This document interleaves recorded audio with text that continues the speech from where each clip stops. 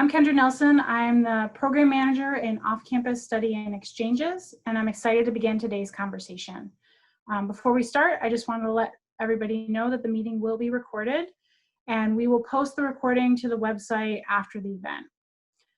If possible, I'd like everyone to keep their microphones muted during the presentation, but we'll leave time at the end for questions.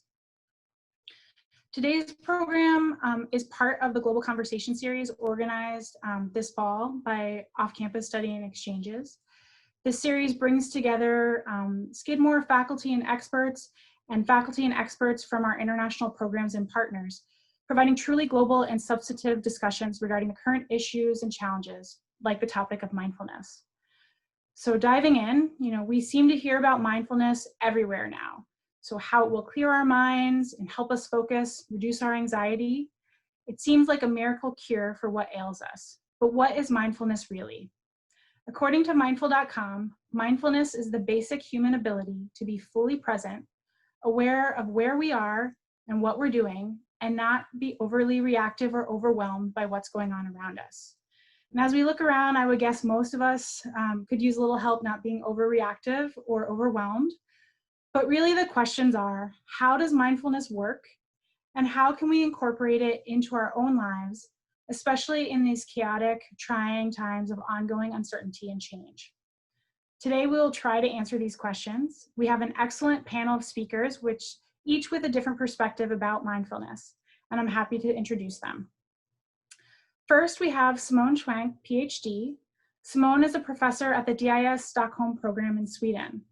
She's a postdoctoral fellow at Karolinska Institute Stockholm and UIT, the Arctic University of Norway, in perinatal mental health. She's also a fellow at Columbia University, College of Physicians and Surgeons in New York. She's a visiting researcher at Fudan University's Medical School in Shanghai, China. She's earned her PhD from Karolinska Institute, a master's degree in psychotherapy from New York City University, and master's degrees in linguistics and psychology from the University of Gothenburg. In addition, she had earned a BA from the University of Zurich. Simone currently works as a clinical psychotherapist in Shanghai, New York, Zurich, and Stockholm, and has been teaching with DIS since 2016. Our next speaker will be Susan Sanchez-Casal, PhD, Director of the Skidmore in Spain program. Susan holds a PhD from the University of California, Riverside. She's a former tenured faculty member of Hamilton College, a scholar of anti-racist, feminist justice in higher education, and for the last 11 years, the director of the Tufts Skidmore in Spain program. As a Latinx feminist educator, Susan has committed herself to anti-racist intersectional knowledge and practice, and has channeled this understanding of the world into the design and implementation of the Skidmore in Spain program. She is also a longtime practitioner of mindfulness meditation with infinite curiosity about the relationship between mindfulness, the body-mind, and human wisdom, compassion, and well-being. Susan feels very fortunate to be able to bring all of these areas to her work and to share what she knows and cares about with generations of students who study abroad in Madrid. And last but not least, Jennifer Schmid-Farid, who is the mindfulness program coordinator here at Skidmore. Jennifer is a yoga and meditation teacher who spent 10 years in residence at Ananda Ashram, a yoga retreat and spiritual education center. While there, she immersed herself in studying yoga as a scientific and spiritual path, the Sanskrit language, and the ancient scriptures of India. She began working for Skidmore College in 2016 as the program coordinator for Skidmore Mindfulness, where she teaches yoga and mindfulness practices to students as tools for transformation and wellness. We're really excited to have all three speakers at today's event. We'll begin by discussing the neuroscience behind mindfulness. Then we'll move on to kind of practical applications of using mindfulness in a study abroad setting. And we'll finish with a guided mindfulness meditation. We'll also leave time at the end for Q&A.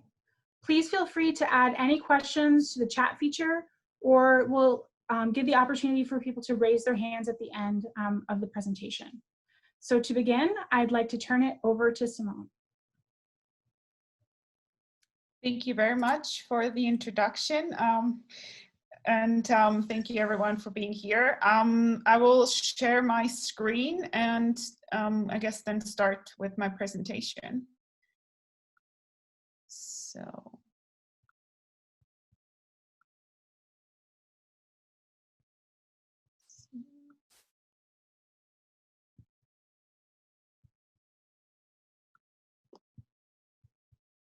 Okay. All right.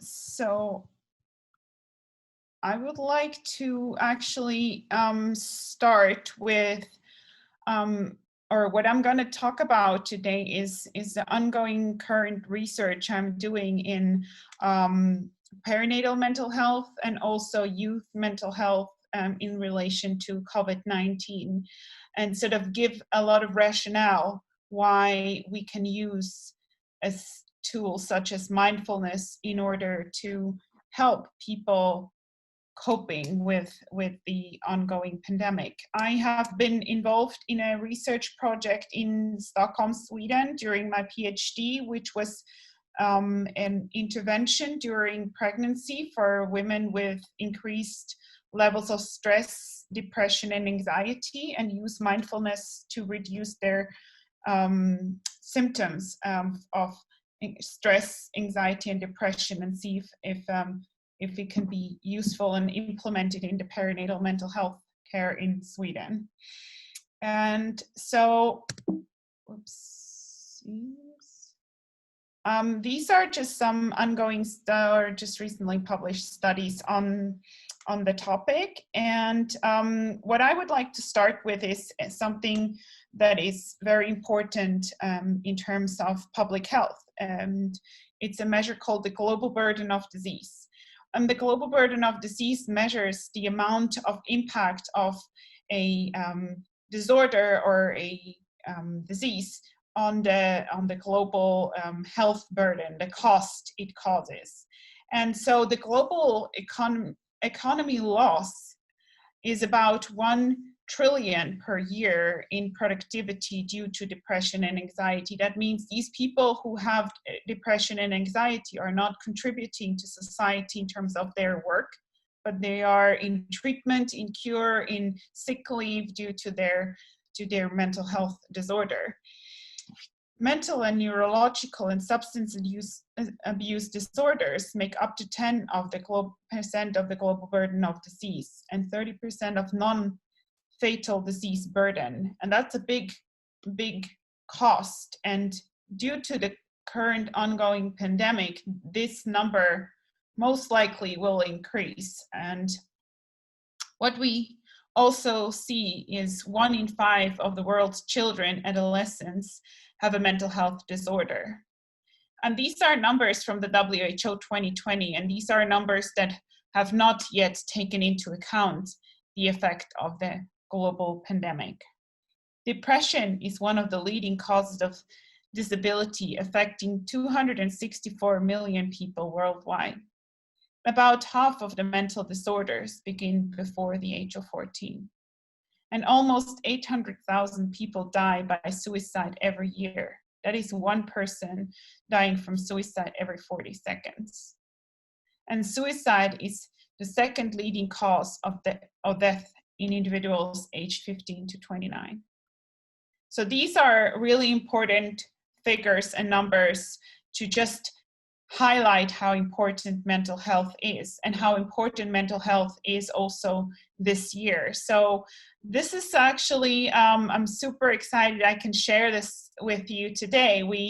In my global study on perinatal mental health during COVID, we just today launched it also in Switzerland, besides other countries that I'm going to mention on this slide. So these 2 studies I'm running right now we're looking at a web-based intervention in reducing risk and severity of perinatal mental health disorders and preventing adverse pregnancy outcomes among pregnant women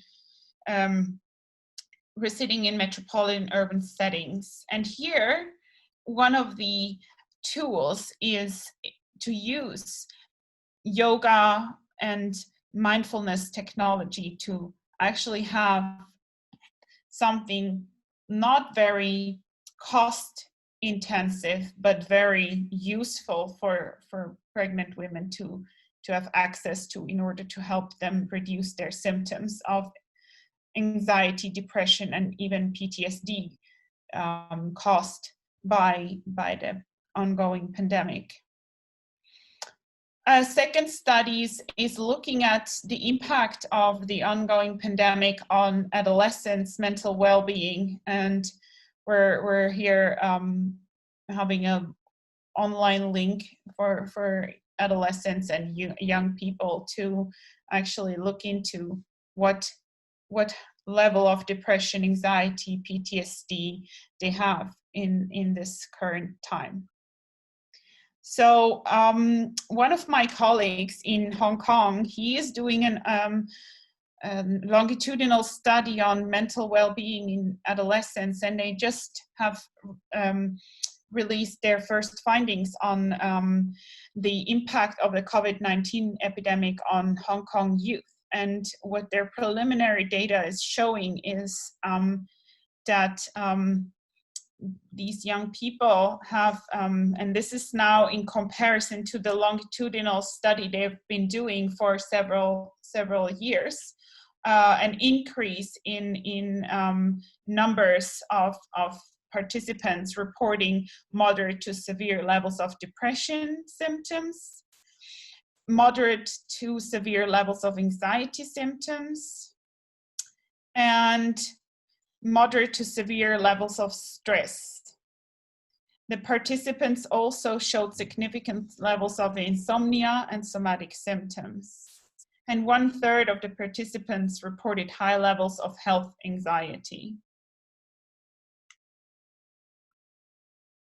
So to conclude, this recent study from Hong Kong is that there is a severe psychological impact during the coronavirus pandemic, and monitoring the mental health trajectory of youth should become a routine practice during this time of crisis. This is Shanghai, is where I do most of my research, which is obviously kind of challenging right now during this pandemic, since I haven't been able to go to China since December 2019. But what we've seen in this pandemic in perinatal mental health is that it's increasing mental health disorders in pregnant women, and it's hugely impacting their delivery. I've just finished an interview study with pregnant women in Stockholm describing how they're feeling completely powerless and helpless in this perinatal situation because their partner cannot be present at the delivery. There's a lot of uncertainty on how they're supposed to behave, and there's also uncertainty on whether there is a vertical transmission from the pregnant woman with COVID-19. And there's the latest research that my colleagues in Switzerland have seen that there is virus DNA in the placenta, so there is vertical transmission, but it's uncertain how big of an impact it has on the fetus, obviously, because we have very limited data. And what really is a big problem, and this is like during this time of being pregnant, being exposed to high levels of stress, anxiety, depression, anger, confusion, but also post-traumatic stress caused by the ongoing pandemic, is influencing both mother and fetus. And so there is more stress factors going on, of course, gender-based intimate partner violence, and also women seeking less help, increased suicide rates. These are all arguments why it's very important to have interventions or prevention possibilities, such as mindfulness practice or yoga, that people can do in a safe environment at home, or in a park or outside somewhere. They don't need to do very complicated interventions that are very costly or take a lot of time, but something that is actually been seen in research of my colleagues at Karolinska Institute in Stockholm that have continued with this intervention during the perinatal period, looking at whether mindfulness does help. So it is, excuse me, an effective way to support mental health problems such as stress, depression, and anxiety.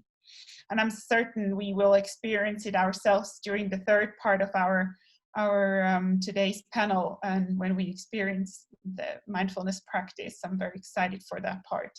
So here, what I'm doing beside my research, I'm also running a podcast for people to get access to information about the ongoing pandemic and what it does to the psyche.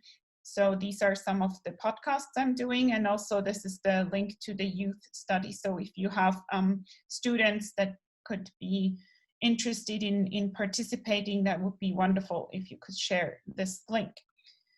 Yeah, something that I think is very important to mention is also that not everyone is suffering from mental health disorders or severe levels of stress, anxiety, depression, and PTSD during this ongoing pandemic. There are people that are resilient, and resilient people are characterized by having a positive and realistic outlook. They have a moral compass, and they believe in something greater than themselves. They're altruistic and focus on meaningful activities, and accept what they can not change and target their energy on what they can change. And I think becoming more present and aware of what we can do is how we can practice. Like with this picture here, this is actually me in doing a headstand on a hike, because I think sometimes to have the world upside down is helping to change perspectives. So I'm really a big believer in yoga and the intervention it can be for people with mental health disorders. I just had a patient just before this session here who is having severe panic attacks and is also suicidal. And what I've recommended him to do, because he's also having issues with falling asleep, is to put legs up the wall before he goes to sleep. And he told me today that this was actually very, very helpful for him, that he could calm himself much better down since he's using legs up the wall as a practice. So I'm very excited to share that. It's also a clinical example for how yoga can be helpful.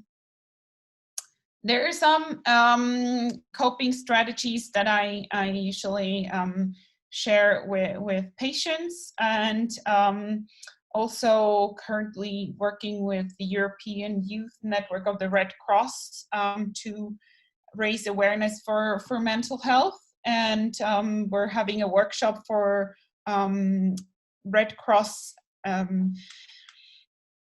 supporters, helpers, so that they also can be better in terms of their own mental well-being and focus on themselves before they help others. So this is some picture of me working in China, talking to healthcare professionals on how they deal with mental health during pregnancy and postpartum, but also how they help young people to improve their mental health.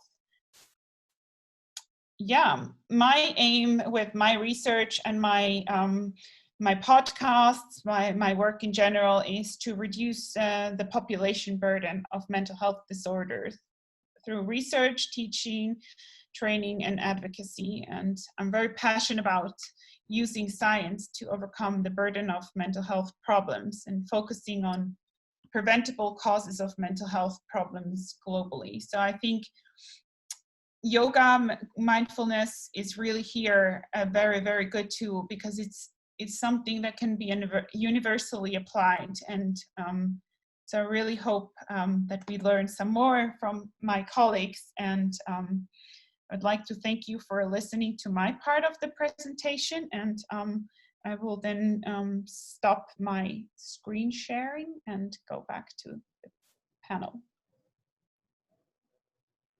Great, thank you so much. Susan, I'll turn it over to you.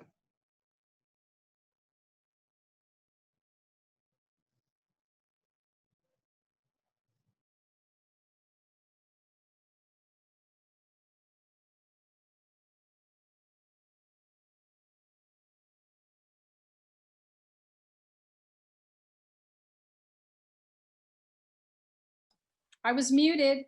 Okay, you can hear me now.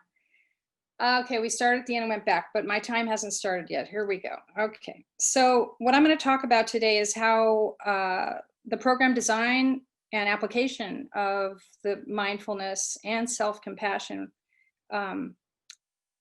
works. Okay, here we go. Oops. Okay. So in the old days, we used to believe in global study and study abroad, that if people or students went abroad, they would by osmosis sort of, absorb the host culture, and they would easily adapt, and they would just be able to function as, high functioning intercultural people. It turns out that was 100% false. It turns out that unless there's a structured environment that imparts intercultural education and mentoring in an ongoing fashion, over 90% of students will actually become more ethnocentric while they are studying abroad. So this is pretty serious.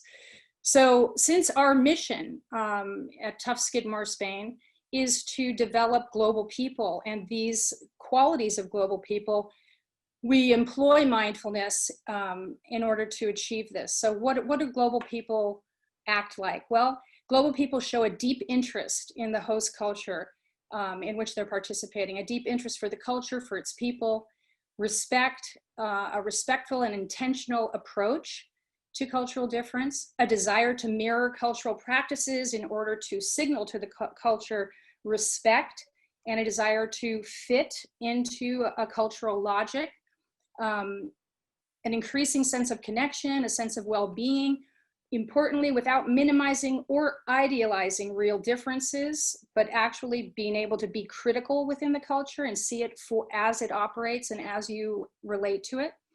And ultimately, the ability to shift between different cultural frameworks and to understand them from within their own logic.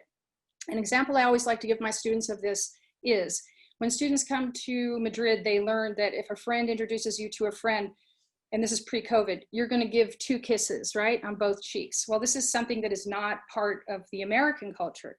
But our students at the beginning are a little reticent, then they learn how to do this, and then they love it. But they're never going to come back to the United States and suddenly start kissing everybody on both cheeks. So this means that they've become global people, and they understand that when they're standing on Spanish soil, they know how to act. They know what's expected, and they are willing and ready to do that. And when they're back in American culture, they don't do that because, again, they understand the culture from within. So that kind of intercultural flexibility is something that we want to develop.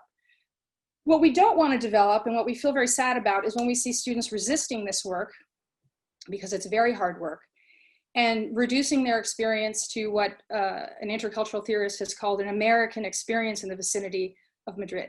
And this happens for many reasons, but it mainly happens because of the human mind.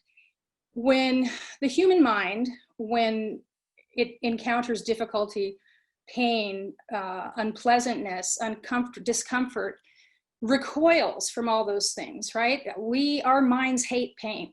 And so we'll do anything to get away from it. We have powerful emotions in response to feeling, for example, if I'm thinking about my students, ego shrinkage, don't know how things work, defenseless, clueless, uncomfortable. All of these things are really hard to bear, right? So if students don't have a way to actually make explicit for themselves that this is part of the work, right?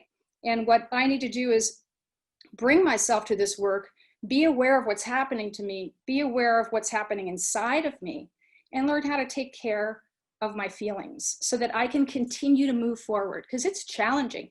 And I always say to my students that they're incredibly courageous for doing this work, because not everybody decides to study abroad, and people who do are basically signing up for a bumpy road. And so if we can help teach our students to climb down out of their heads, you know, into their bodies and be in the present moment, which, by the way, is the only place that we're actually living, right? Even though in our heads, we're always in the past and the future, what we're going to eat for lunch, the argument we're going to have with our friend if she ever dares to say that thing that we know she's thinking, but she never says. We're everywhere but in the present moment. So if we can try to help students get into their bodies, feel their sensations, feel their feelings, and above all, just be present in the present moment, then we have a chance at teaching them how to be mindful instead of full of their minds. So here's what the untrained mind does. And the first day students show up to orientation, I usually say to them in one of the meetings, if you're sitting there thinking to yourself, my Spanish sucks, I have the worst Spanish of anyone in this group, you know, I feel like everyone's judging me, I should never have come here, what was I thinking? And my students look at me and I see their faces, and later they'll say, you're a genius, it's like you read my mind. And I'm like, no, it's just, I know, it's like Groundhog's Day. I know what you guys are thinking because this is how your minds work, right? My Spanish sucks, I suck, okay? This hurts, so who's to blame? Me. Or something that happens to students in the first couple of weeks. Come into the program center and talk to one of my staff or to me or to a faculty member. Why are people walking so slow here? You know, like what's with the crawling down the street? You know, and so it's like, I'm in Madrid, my fast-paced walking, you know, has no place here. I hate you people. I hate you slow walkers, you know, I can't stand this. This is wrong. You should be walking faster. Okay, or people are really unfriendly here. And this is because students lack enough knowledge to understand that strangers don't smile at you here or say hello. If I don't know you and I see you on the street or in a grocery store, I am not going to smile at you or say hello to you, because if I do that, it actually means I know you, right? And so there's a different cultural logic here. It doesn't mean anybody's hating you, but a person who looks at you and doesn't smile and doesn't say hello, when you come from a context in the States where maybe at the grocery store, people you don't know are like, hey, hi, smiling. So the response can be, people are unfriendly to me here. What's wrong with me, right? Or what's wrong with them, right? But you see in all these scenarios, the untrained mind, when in discomfort, when uncertain, goes straight to somebody's to blame. So what can we do to help this? Well, mindfulness, if we practice mindfulness, mindfulness is a playful awareness. I like to think of it sometimes as like an alien. You know, if an alien came down here from a different planet, just being fascinated by human behavior and by, you know, a grape, you know, just wanting to discover, what is this? What's happening? Sort of like little children. If you see a child for the first time discovering a sprinkler, and just being like, oh my God, what, am I getting wet? What's happening? Let me get closer to this. No, let me run. But just feeling really interested in what's going on, right? I just want to know what's happening. So if we stick with that and we just want to know what's happening, right? And we sort of accept what's happening, because that's our goal, is to really just kind of be intercultural detectives, then we can kind of create some space between that story that our mind's telling us, right? The internal narrative. And we can ask ourselves other kinds of questions. What's really happening right now? What's happening in my body? You know, is my chest tight? What's happening in my mind? What's the story I'm telling myself about the slow living in Madrid and how wrong it is, right? And if I'm really suffering, we can use self-compassion, which is the other wing of mindfulness, to ask the question, how can I be kind to myself right now? Because this hurts. Right? So if we can climb down out of our heads and out of the story, those scenarios could look something like this. So the student who's sitting there the first day and realizes, I haven't understood probably 60% of what's been said to me today. you know, oh my God, my Spanish sucks. Oh, what have I done? So that person could think to themselves in a mindful way, I'm worried that my Spanish isn't good enough. You know, I am really worried about this. I'm anxious. I got a knot in my stomach, you know, or my throat feels tight. I feel like everybody's looking at me. Everybody knows that I don't have enough Spanish to be here, right? And sort of register everything that's happening in my body, in my mind, and then register, how does this feel? Oh, it really hurts. It really hurts to feel like this, you know? And maybe put a hand on the heart and say, you know, this hurts, right? And feel some tenderness toward myself rather than beating myself into a pulp because I didn't take that extra class, you know, that would have made me a perfect Spanish speaker. Or why are people walking so slow, you know? We work with our students all the time because this happens every time. You know, it's like clockwork. I'm feeling really frustrated right now with these slow madrileños, you know? My chest feels tight, feel like screaming at people, you know, hurry up. And then we teach our students, why don't you ask yourself this question? Why are you trying to go so fast? You know? And so if they can all of a sudden learn and go, you know what? Okay, I've been getting taught to try things on and inquire and adapt. Why don't I try to slow down and see how slow walking feels, you know? Maybe my chest will feel less tight. Let's see what happens, you know? Cultural experiment, right? People are so unfriendly to me here. Strangers don't say hello. I don't understand, you know? I don't understand why strangers feel so cold or seem so cold to me, you know? And I'm expecting people to smile at me and they don't. It makes me feel very uncomfortable. It makes me feel like I don't know what's going on, you know? And that hurts. I'm going to ask somebody at the program center to give me some insight on this, right? So you see the difference between these ways of dealing with what's unpleasant and what's uncomfortable. And at the core of all this is this nagging suspicion we have as humans that when we're suffering, we think there's something wrong with us.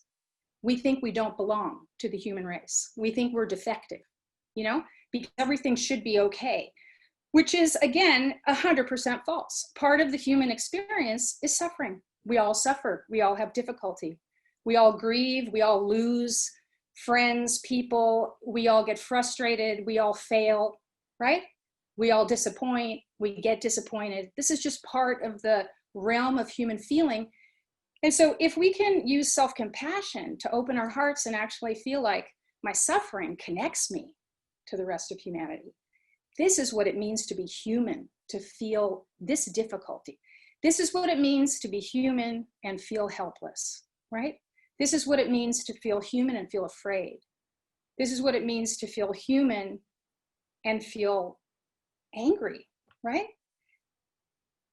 So if we can get some space around these stories and we can understand that our difficulties connect us and make us superhuman, right?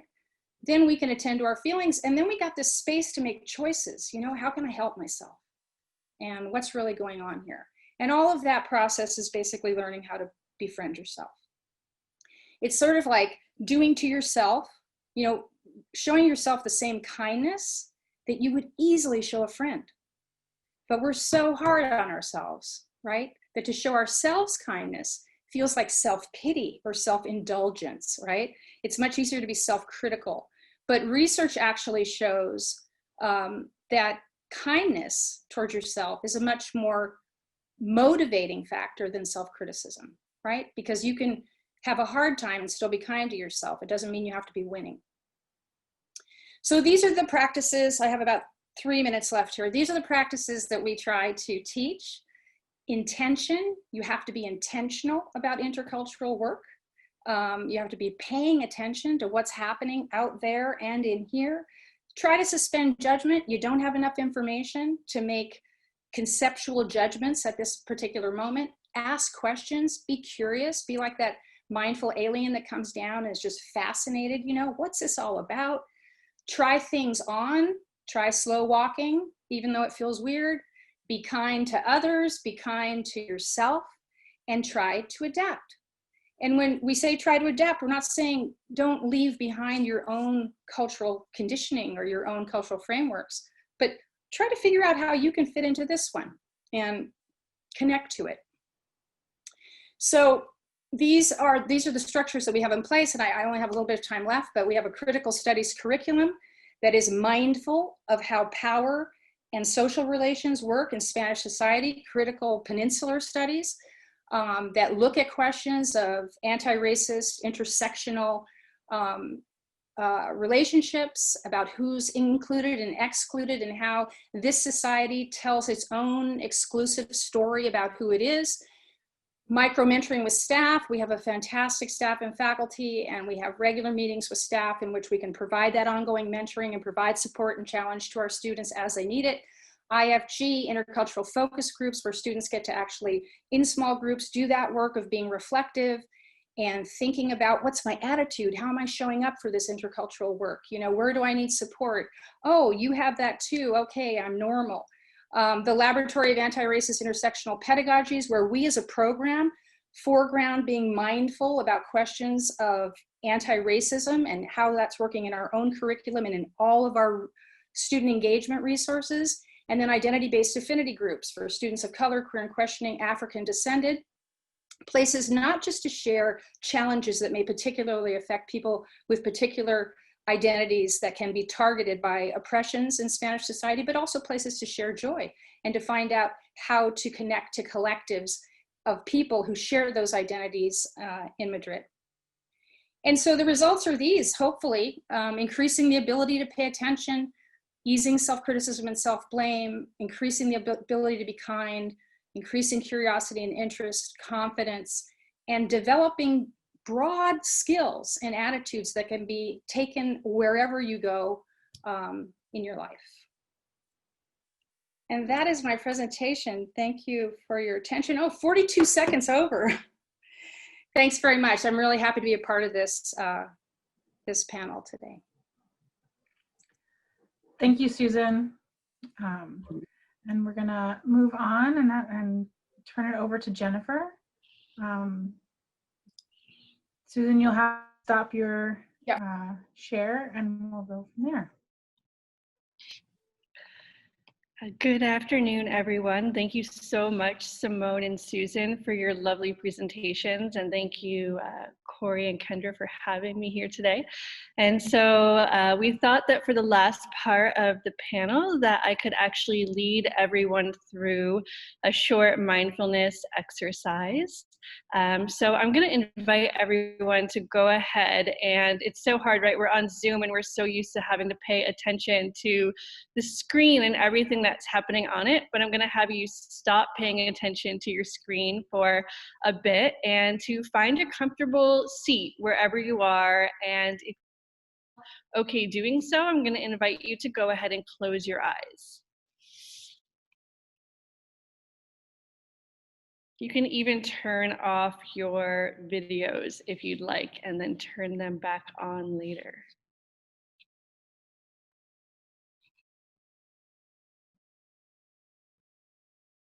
So again, taking a moment to close your eyes and to get comfortable in your seat.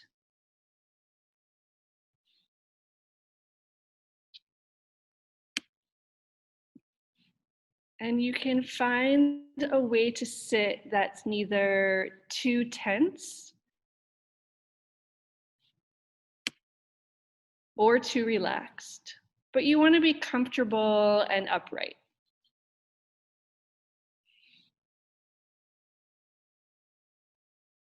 And you can begin by simply noticing your body from the inside. Noticing the shape and the weight and the touch.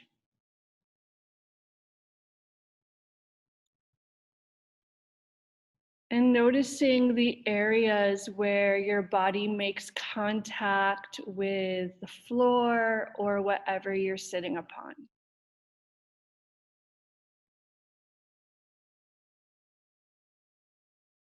Establishing your awareness in this present moment.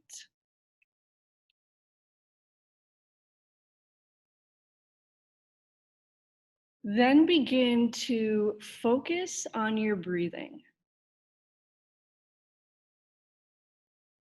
feeling your breath, noticing the rise of every inhale and the fall of each exhale, simply breathing in and breathing out.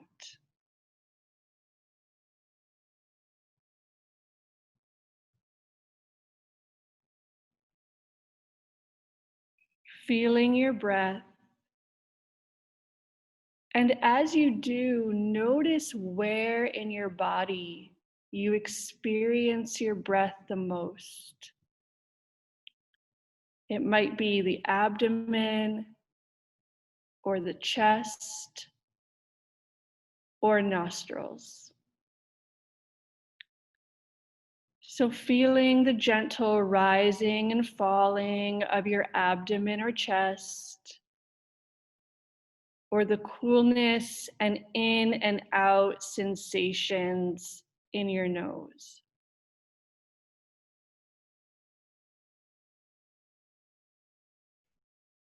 We begin with the breath so we have an anchor. It's where we establish our awareness. It's always here, always present, and it helps us to have something to return to again and again. This simple act of breathing in and breathing out.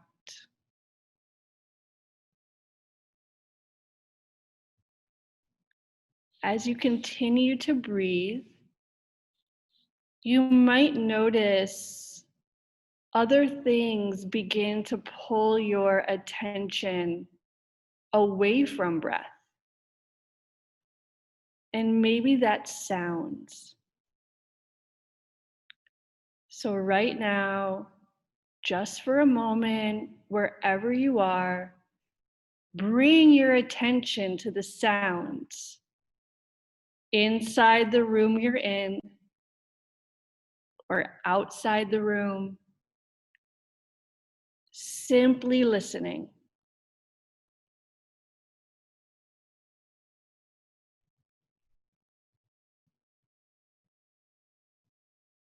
There might be pleasant sounds, unpleasant sounds.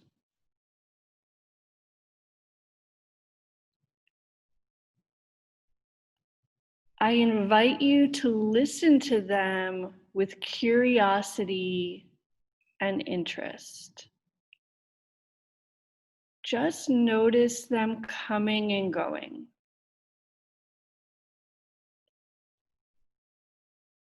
And as you watch and listen, try not to make up any stories about what the sound is or why it's there. Be with the direct experience of simply listening right now in this moment.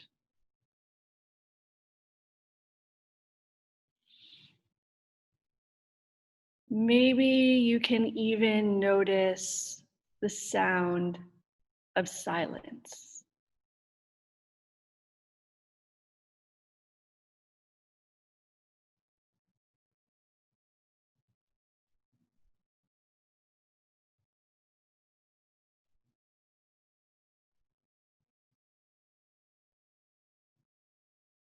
And now letting go of this hearing, the listening, and come back to your breath again. Noticing the rise of every inhale, the fall of each exhale, breathing in and breathing out.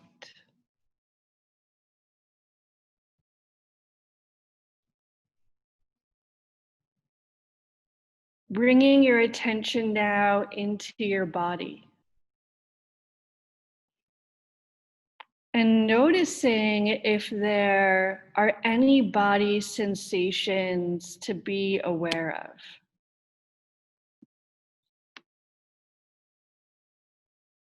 Maybe there's pressure or tightness,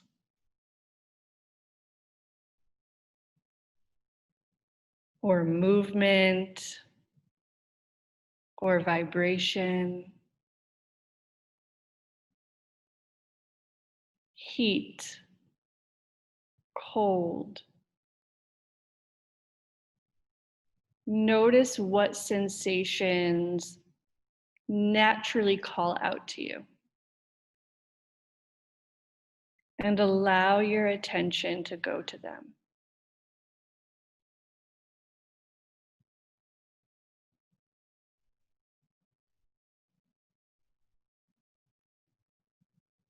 There might be a really strong and obvious sensation. Or maybe the sensations are more subtle.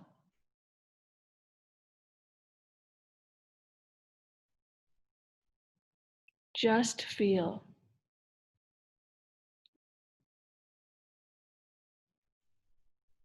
Again, trying not to make up any stories about what this sensation is. Just noticing, being really curious.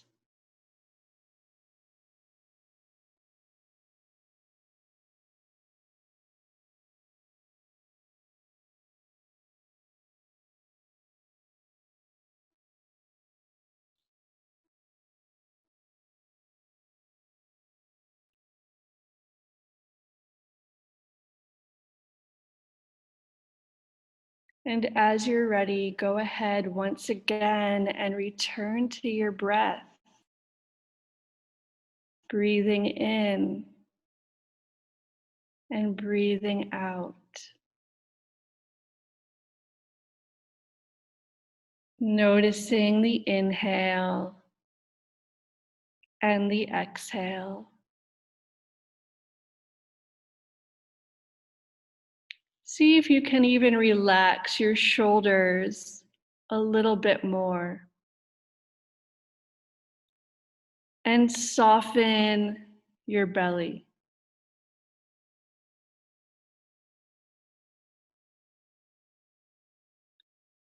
We're going to spend just the next 2 minutes being in the practice of silence.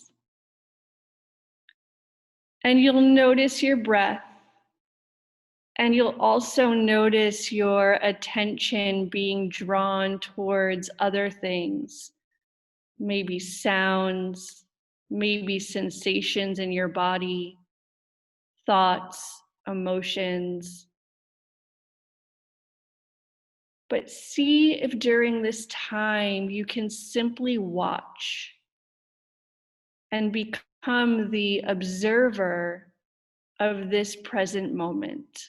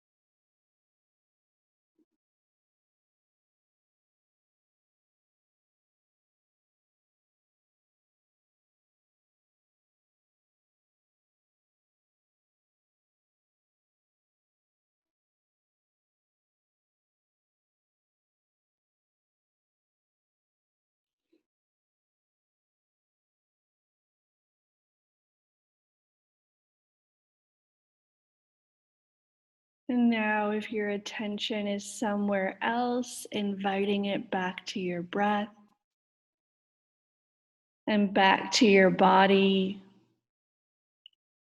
Once again, noticing your body sitting there, turning into the weight, the shape, the touch. Taking a nice full deep inhale, filling your body with breath, and then slowly exhaling. And as you exhale, bringing your attention for just one moment more to the space of your heart, whatever that means to you. And with your attention there, I invite you to just take a moment to really wish yourself well. May you be happy and at ease. May you be free from stress and anxiety. May you know peace. And just taking a moment to really consider that possibility of experiencing peace and well-being.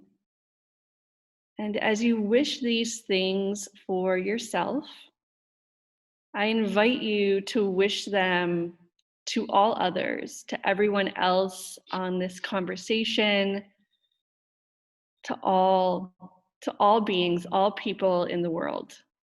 May we all be happy. May we all be free from suffering. Just taking one more breath together, inhaling fully, filling all the way up, and exhaling completely. And as you're ready, you can open your eyes and take in the space around you. If you'd like, you can turn your videos back on. And I think we're going to move towards Q&A part of the conversation, but thank you all so much just for taking even a few short moments. It doesn't take very long at all to just get present and relax a little bit. So thank you so much for your kind attention. Thank you, Jennifer. That was great. Nice and relaxing. And thank you to all of our presenters today for providing different perspectives about mindfulness. We do have a few minutes, so I'd like to open it up to questions. You can either put your questions in the chat or you can raise your hand and we will, you can unmute yourself and ask your questions once I call on you.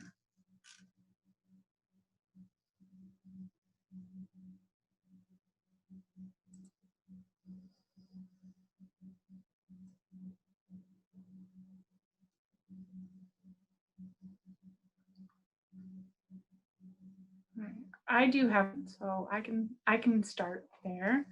I was wondering if like the presenters could talk a little bit about, you know, especially since you've all have practiced mindfulness in different ways for a long period of time. How has your practice changed since the start of the COVID-19 pandemic? And kind of maybe have you used any like new tools or anything that has been really helpful for you given this new worldwide situation?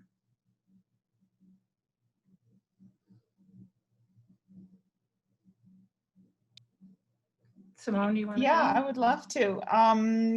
So personally, I've started practicing yoga when I was 12. So that's been like over 20 years. And I do realize, like, I've been in Italy this weekend, and the experience there was felt very there was a lot of anxiety, stress, and depression in the room. I was in Milan, which was obviously a place where COVID was very badly experienced during spring. I had to go to my hotel room, and I did yoga for an hour. I did a lot of headstands to calm myself down because I felt very overwhelmed. So I noticed that I'm doing more inversions to sort of, get the world upside down to calm my system down. And I do use it with my patients very, very frequently. This legs up the wall is one of my #1 recommendations for a lot of my patients. Yeah. So yeah, that was what I wanted to share. Any other Jennifer? Yeah, I think my practice has been pretty strong for a while, so I feel that I've been more aware and thankful for my practices since COVID started. For me, I was with 2 very young children, 6 and 3, for like the 5 months of New York really being in lockdown, and so I was using a lot of tools with them. But what I've noticed at Skidmore is that students especially are really engaging in more gentle practices and more restorative, relaxing, really trying to be present and slowing down, even in the midst of just feeling more stress and anxiety, obviously, with everything that's been going on, but finding ways to more deeply nourish themselves. So that's just an observation that I wanted to share. I'll just say something quick about it. I've actually been having, like everyone, really struggling. And the longer this goes on, and with all the confusion, and you can't be certain of anything, really have confidence in a lot of moments about what's happening. So I have found that I've been using more micro practices throughout my day. I find it much more difficult, actually, to my regular sitting practice has gotten a bit shorter because I'm dealing with, and I just saw a question in the chat about, how one deals with anxiety coming up while you're sitting. And what I've been taught is that whatever is coming up when you're sitting is like, it's not getting in the way of anything else. That it actually is the experience, to bring your attention to that, right? So you're not trying to get a good meditation sit in, you're trying to actually watch what's going on in your mind, right? And in your heart. So I've been doing that work, and there's a lot going on in my heart. So I've been finding very helpful to do like self-compassion breaks and, soothing touch and affectionate breathing type things, to really trying to bring myself a lot more compassion and kindness, because I really, really need it. So my practice has taken a deeper turn toward the self-compassion wing. Great. I don't know if everybody saw the first question, or if they want to comment further on what Susan had mentioned, but the first question from Anna: I have more recently been meditating a lot, but still find myself getting feelings during, and I'm unsure why, and it distracts me often from trying to meditate. Do you have any advice for that? And also, does anyone else experience this with their meditating and or mindfulness? So Susan, definitely gave some great advice for that. Jennifer, Simone, do you have anything to add for that question?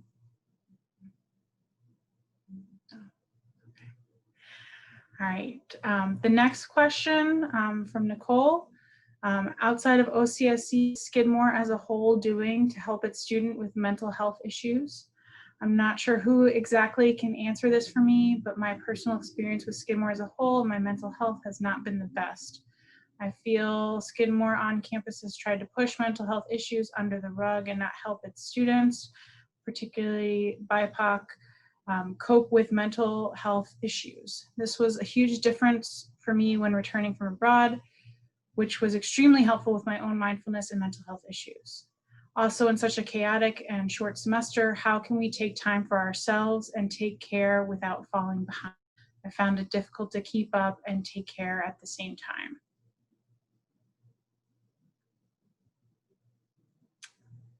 Jennifer?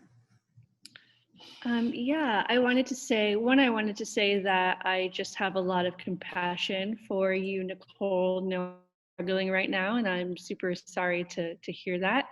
And I want to also validate how difficult it can seem to balance taking care of oneself with the academic load that students have. What I often find is that when you can let go of some of the fear around taking the time out to take care of yourself, when you do take care of yourself deeply, you'll often find more energy, hopefully, to put into your work and into academics. And I can only speak to know that I know that the Counseling Center is available, and I do know that there's lots of programs happening with Skidmore Mindfulness and with peer health education. And I'm going to stick my email in the chat, Nicole, and for anyone, you can totally feel free to reach out to me, and I can connect you with resources on campus. But I also have a lot of great resources and free resources off campus for BIPOC students and for BIPOC folks to access resources within the mindfulness and yoga world specifically. So if you're interested in that, I would be more than happy to send some of that information your way.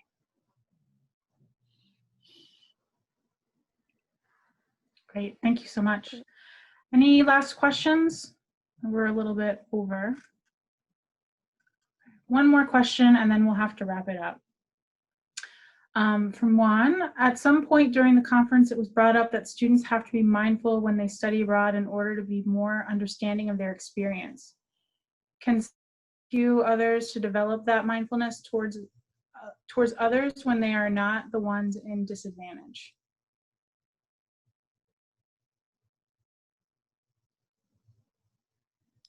I'm not sure I understand the question.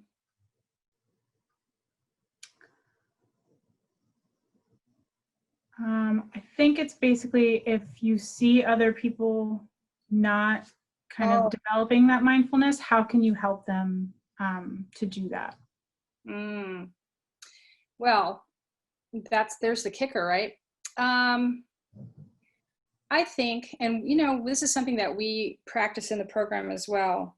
We prompt students, or we encourage them that if they have a friend or someone that they know who they see falling into the sort of negative stories and the self-blame or blaming outward, all of those kinds of behaviors that will lead to isolation and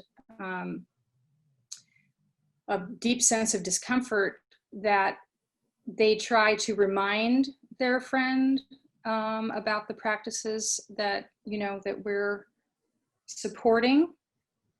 But I think the best thing to do when you see someone around you who's suffering is be kind to them and attentive. And a lot of times, you know, you can't lead a horse to water, but if you're kind to someone and you know, share some space with them and to where their feelings are safe with you, that might be the catalyst to a change, right? To them reaching out.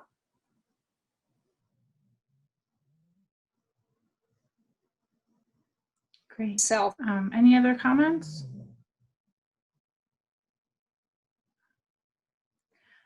All right, well, thank you everyone. I appreciate everyone's time. I appreciate the questions.